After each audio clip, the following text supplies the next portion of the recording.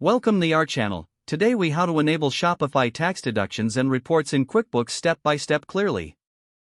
First, log in to your QuickBooks account.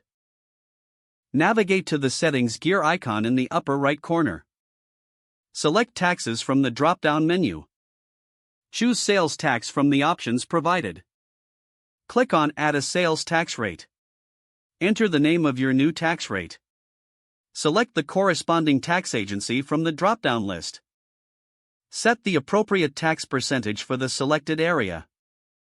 Click Save to finalize the new tax rate. Now, go to your Shopify admin panel.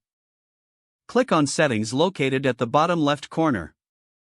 Select Taxes from the available options. Locate the section for tax rates. Click on Manage or Edit next to the applicable regions. Ensure the tax rate matches what you set in QuickBooks. If it doesn't, adjust it accordingly. Once confirmed, return to QuickBooks. In QuickBooks, go back to the Taxes settings. This time, choose Sales Tax Reports.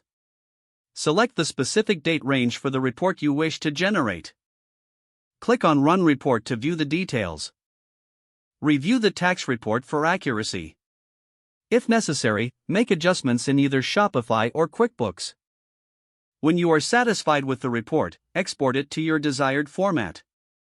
You can now use this information for your accounting needs effectively. If the page does not load, refresh the browser or try again in a private or incognito window. Make sure you are using the correct email address, then retype it carefully to avoid small typos. If your password is not accepted, use the reset option and create a new strong password you can remember. Check your spam folder for verification or security emails, then complete any requested content. Enable two-factor authentication if available to improve account security and reduce unauthorized access risk. Don't forget to like this video and subscribe to our channel for more step-by-step tech guides.